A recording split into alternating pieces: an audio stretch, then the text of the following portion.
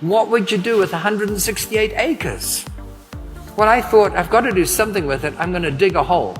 So I engaged a fleet of 24 earth-moving machines. And we started digging this hole here, a big, long hole, a narrow hole. They worked 3 8-hour shifts for 3 months. And then after a while, I started filling them with water.